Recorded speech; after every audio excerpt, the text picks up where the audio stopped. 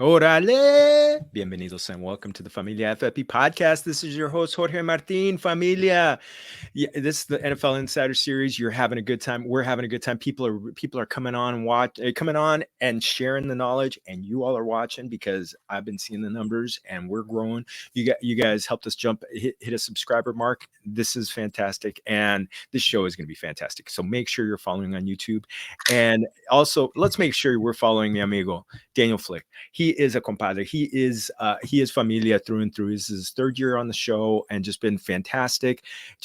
And he has just exploded. He writes for SI and Falcon Report. You can find him at Daniel Flick on the Twitter X sphere, whatever we're calling it these days.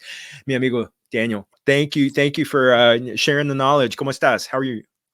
Man, I always love hopping on with you, Jorge. I mean, I can't believe it's year three. I can't believe it's year three. It feels like, like last week I was hopping on the summer of 2022, man, and appreciate you as always. And this is always a very hot spot, hot target for me to hop on in this kind of off period that we have heading into camp. So appreciate you, man. Appreciate you.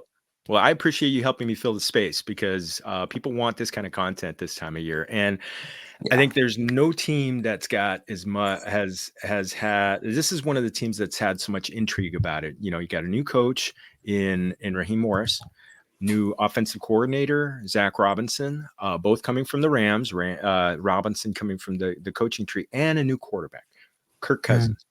So let's start out right there with the passing environment. Kind of like, how is I mean, is it too simple to say that Zach Robinson comes from the McVay tree, Kevin O'Connell, the Minnesota Vikings OC of the last several years, where Kirk Cousins was really good, also from the McVay tree. So there's going to be some similarities. Where do you see that kind of like translating, kind of making Cousins transition to Atlanta easier? And how do you see the passing game going? Yeah, very, very similar. That's one of the things I was speaking with Atlanta's QB coach a few weeks ago about that too. And one of the things that he said is that like it is a very similar offense, very similar to the point where Kirk actually knows more about the offense than what some of Atlanta's returning staff, has absorbed so far. And so it's kind of interesting looking at it from that perspective. But yeah, very similar conceptually. The gist of what they're trying to do offensively, it's going to be a mixture of what Zach Robinson learned from McVay in LA, and then what the Falcons have kind of executed well the last few years as well. So a lot of the rush principles, the wide zone scheme, a lot of that stuff will remain the same. What's going to change, they'll be throwing the football a lot more.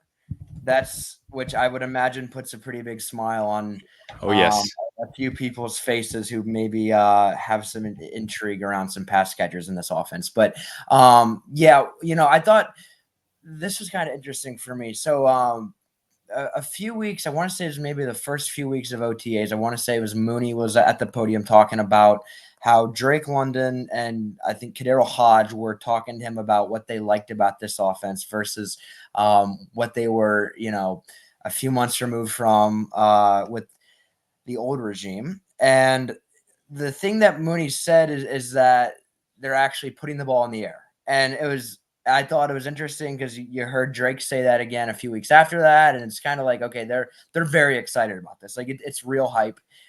They're very excited. And, OTAs, the passing game looks sharp, and it looks, I feel like Kirk Cousins is actually ahead of schedule as far as that process of trying to create chemistry and timing and rhythm is at such a good spot for it being now late June, whenever it's in OTAs, it looked like they'd been playing together for a lot longer than about a month and a half. And, they're last summer, there was a pretty big joke on Falcons Twitter about like who threw that, because they always said that people would like cut whoever the QB was, because if it was anybody who was not Ritter, and so now it's everyone's seeing who's throwing it, right? And Cousins has been phenomenal. And there's legitimate buzz, I think, from everybody. I've heard linebackers praising it, just the shifts, the motions, the eye candy, everything. Obviously, everybody in the offense is really excited about it, and so they're off to a very strong start. So, does it look like he's had any limitations because this is his plant foot that he had the Achilles injury on? How has his movement been? It's been good. One of the things that he's talked about is that actually, Raheem Morris said this at the very start of OTAs. They weren't really worried about it in this phase of the summer. It's more of the start of training camp when there might actually be, players around his feet where maybe it gets a little, sketchy.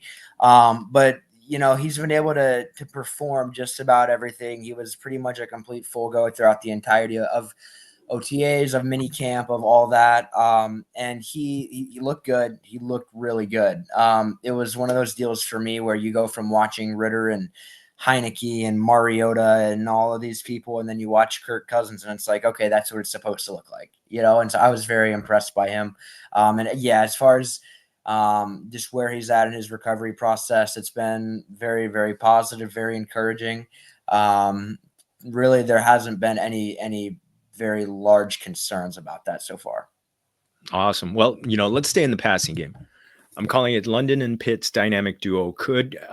First off, I want to ask about London. There's a lot of hype around him. People talking about how this offense has elevated Cooper Kupp to a triple crown. It's elevated Justin Jefferson. Could London go into that number one role in this type of offense and be the passing game focal point? Yeah, I think the answer is a very big yes. I think if you look at what he's done through 2 years, I want to say about 1,700 receiving yards. I want to say about 8 touchdowns, with very subpar quarterback play. He's shown what he can be. He's shown that he can take over games. What he said is he wants to become more of an all-around receiver, somebody who's more routinely like the guy. And he had games last year where he would have 175 yards or 125 yards or 95 yards, and then he'd come back the next game and would have about 25 yards, which I would imagine in fantasy football was a very frustrating phenomenon to try to balance. He did make me look smart because I predicted the 175 yard game, and he won me some money in DFS that week. So that was good. Okay, there you go. I like that. But yeah, it was a lot of inconsistency, not really because of him, but because of the offense that was around him. And I think the other part of this too that's really interesting, Atlanta's completely rebuilt its receivers room throughout the spring. And one of the things that they've talked about especially was trying to add more speed to that. And the more that you add more speed around London, who's not exactly known for his speed, you're just creating more room for him. Right. And I think on that perspective, it'll be very positive. Zach Robinson, again, this is kind of the hot time of year for assistant coaches to kind of say like, oh yeah, you know what? We're going to have the ball in everybody's hands and everyone, we're going to feed everybody. Everybody's mouth will be fed. We're going to be great. It's going to be great. But he said a lot of that, as you'd expect. The Falcons are very fond of London. They view him as a number one receiver. A lot of what they've said so far has been about, hey, we are building this receiving game around him, and he is our top guy there, right? And so we'll see if that translates, right? And there are a lot of mouths to feed. Yeah. But in camp, he has been very good. Him and Kirk Cousins have a very good chemistry already. I think you could look at their age gap and say, oh, I don't know how that'll kind of progress off the field, but no, they're pretty close. Very, very professional relationship. And I think a lot of the Drake London hype, from what I know of him as a player, as a person, as a worker, he is absolutely capable of it. And of playing at the level that I think a lot of analysts, viewers, fans feel like he can play at. And I think with the offense now having more of this pass heavy attack, you'll see a lot more production out of him, is what I would expect. Awesome. Well, Pitts, my question with him is, and I also do a podcast with a physical therapist who's an injury expert, Yep. and so one of the things, and actually our next episode, we're going to be talking about Pitts because his injury seemed to linger. It looked like he was kind of still limping, still limited. Kind of where is he on a health standpoint, and how and we've already talked about Drake London being the number one. Is he kind of slotting in as the number two in this offense? Yeah. Pitts, from what he has said in OTAs, is a complete full go. He is not affected. The injury stuff is completely in the past for him.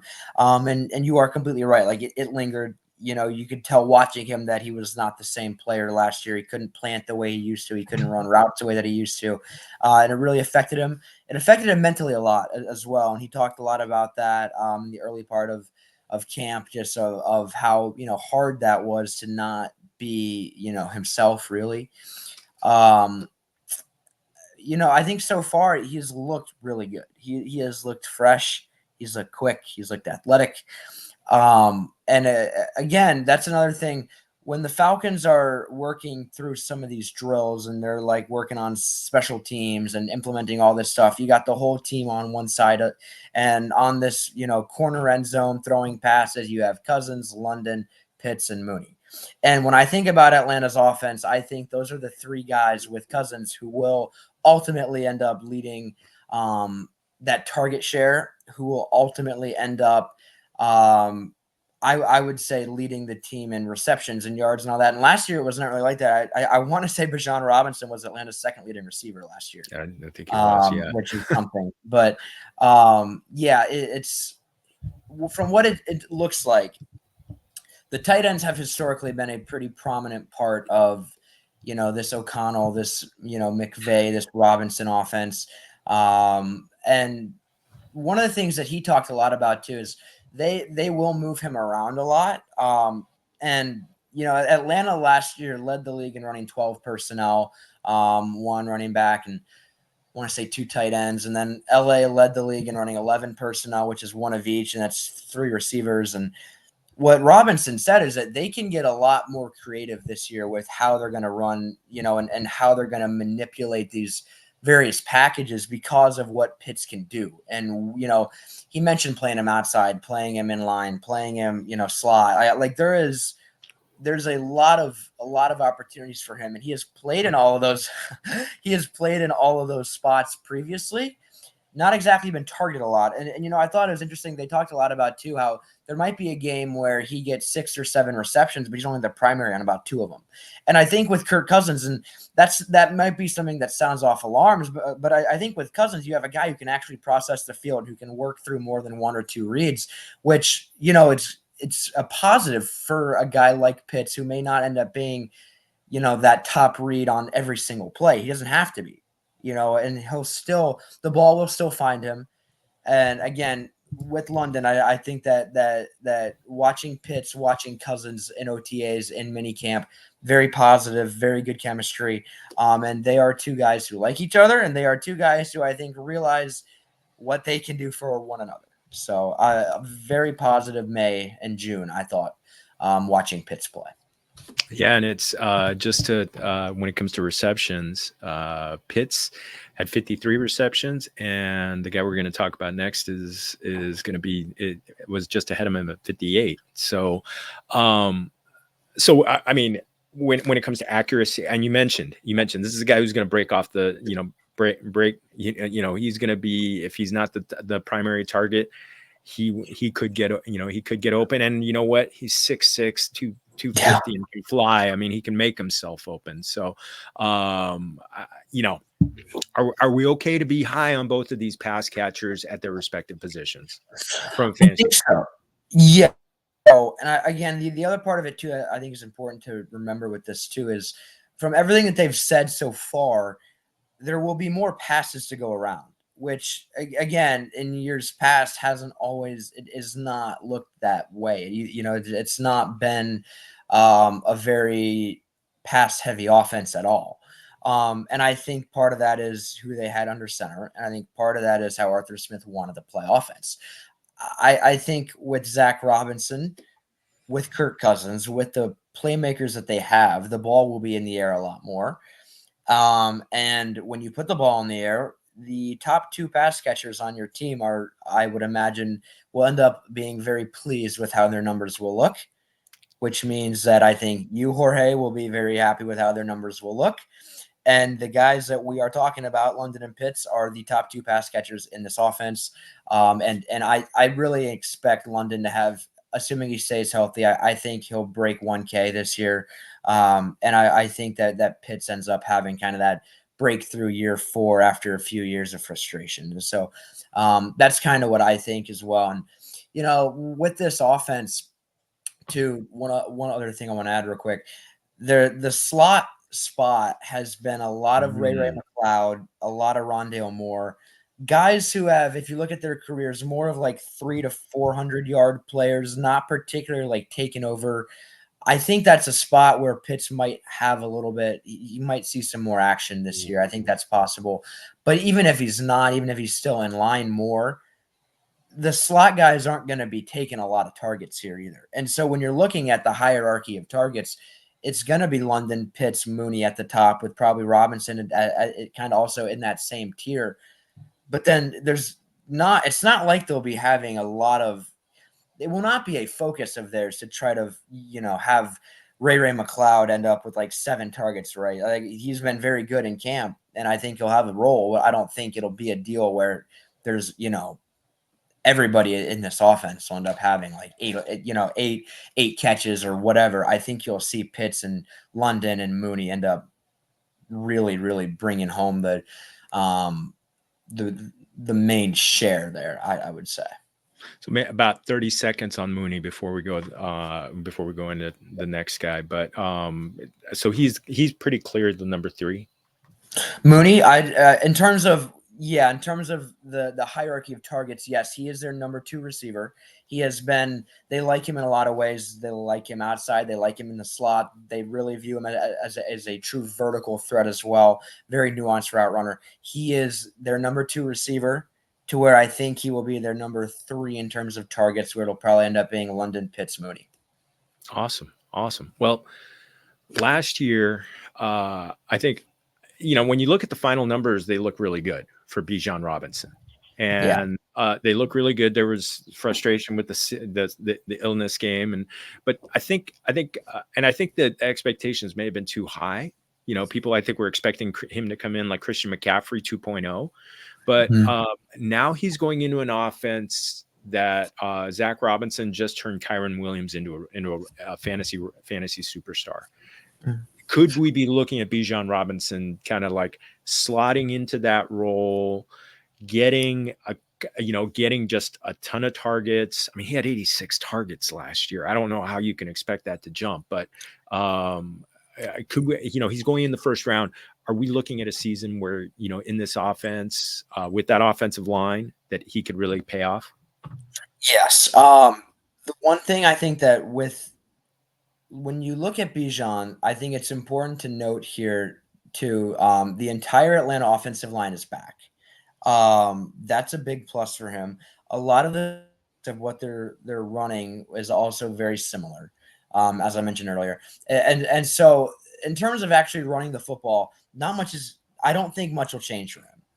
In terms of catching the ball, you mentioned McCaffrey earlier. That is the role that he said he wants to have. Zach Robinson said, like, yes, that's what we see him as. Raheem Morris has said, like, yes. The one thing that I thought Raheem said that was very interesting I want to say it was his last press conference of June, so June 11th for minicamp. He was talking about, like, the one thing we will do is let Bijan Robinson touch the football. Like, we will get him the football, is what he said. And I was like, okay. That I would imagine put a lot of smiles on a lot of faces.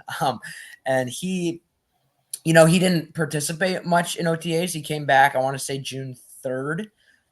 He missed a lot of time. I want to say 5 or 6 weeks with an ankle injury that was kind of lingering from last year. And then affect him a little bit in the spring, but I mean, he was still able to, have his pretty usual spring. And obviously he's very upbeat, as he always is. Fantastic individual. But I tend to think the offense that he's in now, You probably won't see a lot of design catches, I would say. I don't think that'll be something where they're like drawing up swing passes at a very high rate. But as far as like a check down option and as far as just putting the ball in his hands, I tend to think that he'll be a very popular target there. And this is also kind of why I wanted to mention McLeod and Moore and those guys earlier as well, is because there are a lot of options here. Going to be a pretty significant drop off in receptions and in targets once you leave that top four of London, Pitts, Mooney, and Robinson. Right. And so I do think that Bijan, the Falcons want Tyler Algier to, maybe evolve as a pass catcher a little bit more, but he's not going to ever take, those receptions away. There's not, last year you have like a lot of other mouths, I feel like that needed to be fed in terms of like, here's a few targets a game here, here's a few targets there, and there weren't that many targets in general in that offense. Really a problem this year as far as like you have your hierarchy top four. After that, it's kind of just like, okay, guys, like we'll let you go. You're out there. We appreciate you. We have our top four though. Right. And that's really what it feels like for me watching them. Is like, okay, like we know what we have here. We like this. There's not, last year you have like Patterson and you have these guys who are also taking, their snaps for one, rushes, receptions. They're taking, yards away from a Robinson, Algier, these younger guys who are in there. That's not really an issue this year. It's Robinson and Algier's show. And, I tend to think Algier will still be a very solid number two. But the Falcons love Bijan Robinson. Raheem Morris loves Bijan Robinson. Zach Robinson loves Bijan Robinson. And like he's got the same running backs coach from last year. That the offensive line is still the exact same as far as who's coaching it, who's playing on it. He's set up to have a really good year, man. Like, I mean, everything is in place for him to thrive. Just from who's back, who's coming in, how it's going to play for him. Yes, they'll be passing the ball more. Ike Hilliard, who is Atlanta's receivers coach, said that their mission is to help bring that safety out of the box, right? There's going to be passing the ball might mean a few fewer carries per game. It might also mean more yards per carry when you look at the efficiency of what he'll be able to rush at. And again, you mentioned the role that LA had with Williams last year. I tend to think that between that and McCaffrey, there's a pretty clear vision for how the Falcons want their running back to end up. The utilization, the employment, the numbers, how his season will end up looking. And I think that's kind of the vision I would have for what he'll be. Oh, I'm just you got me so pumped. You got me so pumped, and I'm glad you mentioned the offensive line. We're number 4 in PFF ranking last year, and you mentioned all 5 starters are coming back. So, just any quick hits on the line before I get taking a quick question on the defense? Yeah, the line. I think real quick again, they're going to have the entire 5 back. This is a group that played together the entirety of last year. There was not very many injuries. I want to say everybody on the line played at least 14 games. So there's a very strong level of continuity there. I asked their offensive line coach. He said they are not teaching them like really anything new this year with this new staff. Like it is a lot of, it might be a new, way to like phrase something, but as far as what they're actually doing, it's all the same. And they are very confident in what they have coming back. It's a very good group. Awesome.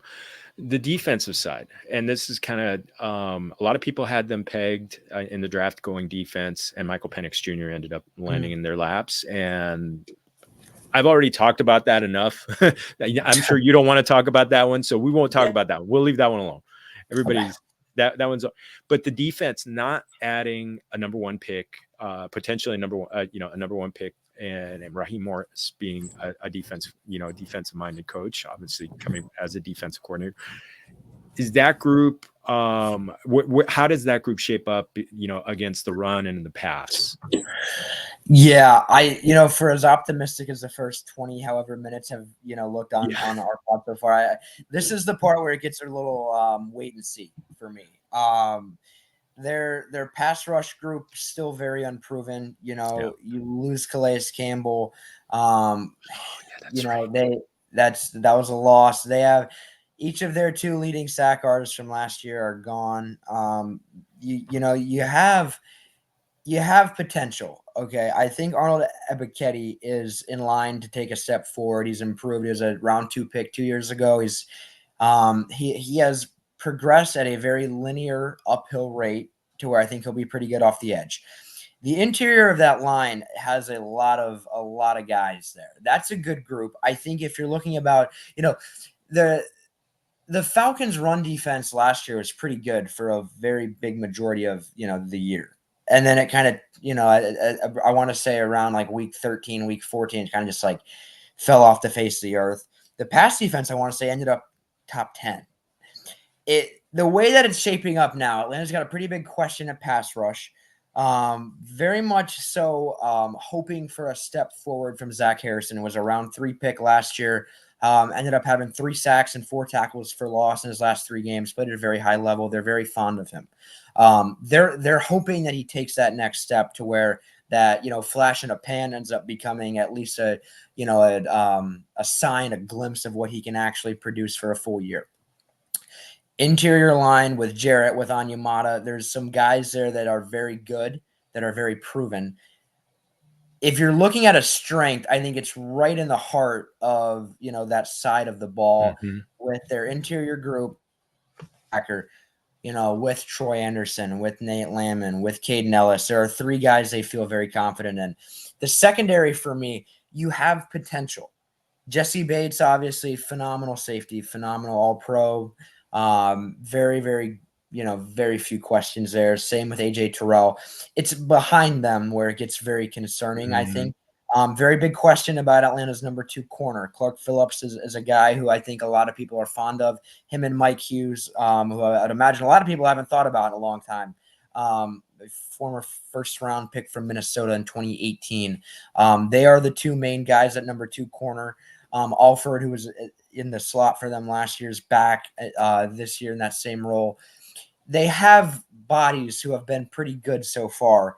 It's just going to be about, can Clark Phillips, who started the last, I want to say 5 games of last year and played at a pretty high level, can he continue to, grow and evolve? Can he, because again, he's listed at 5'9". He's a very small outside corner, but he's also very good. It's going to be how much, can he survive on the outside on an island, right? Atlanta's at safety next to Jesse Bates. Also a little bit of a question as well. Helms, Richie Grant, a few guys who kind of alternated last year. Atlanta ran 3 safeties at one point last year as well. It's an interesting group. There are options on the roster, but there are options where people thought they would add more to it, and they ended up not. I want to say Terry Fontenot came out after the draft even and said, like, hey, we wanted to add another corner. It never happened. They've added some veteran guys, none of whom I think a lot of people would look at and say, okay, that's the real answer. But it is a unit that I think also, very when Raheem. So again, you kind of mentioned Raheem called it in LA, will not be calling it in Atlanta. That's all Jimmy Lake, man, and we'll see. We'll see. Very high grade so far from his players, but he's never called it before at the professional level. And so that's a question. That second corner spot's a question. That second safety spot's a question. And the whole pass rush is a question. So there's a lot of question marks there to where if you're drafting a defense in fantasy, I would say Atlanta is not one I'd be particularly high on. But I do think it's one to watch as far as nobody really knows how it'll all end up working out. I don't think. They like what they have. I think a lot of people would look at it and say, we'll, kind of wait and see. So it's an interesting group. Well, maybe let's close up shop. I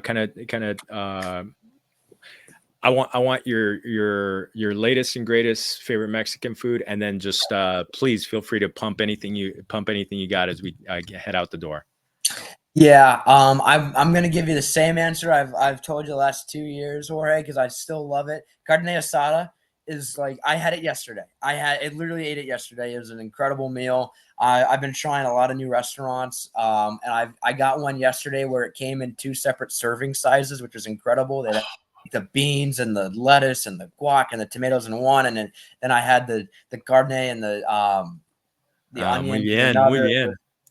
It was incredible. But yeah, that will always be my main choice. I love it. I've been eating it probably like once a week for the last 3 months. It's probably not good, but it's an incredible meal. As far as what I'm working on, off air we kind of mentioned the QB contingent story that I Yes, wrote. That was a check pretty that fun out. one.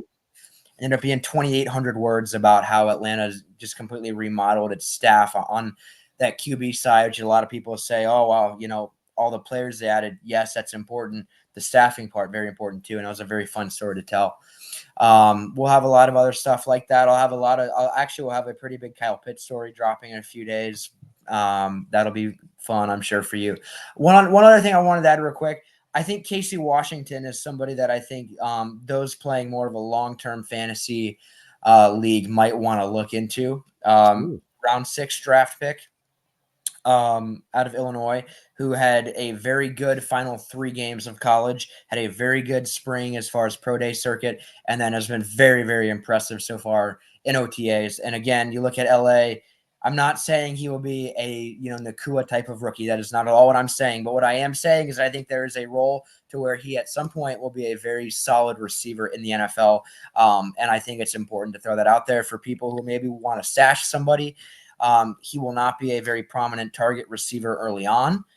But as you start looking maybe towards the year end, or at least in 2025, 2026, he is a name that I would circle. I wrote a pretty big story on him a few weeks ago as well, if you want to look that up. But yeah, that's all I got for you. Appreciate you as always, Jorge, for letting me come on, man. I love it. I love it. You're throwing in a sleeper at the end. Muchas gracias, mi amigo. Muchas gracias. And everybody, make sure you're following Daniel at by Daniel Flick on Twitter and X. And also make sure you're following Familia FFB on YouTube. We're going to keep giving you great NFL Insider series. So muchas gracias to Daniel. And muchas gracias to you muchas gracias to you for joining us. And remember, todos somos familia. Salud.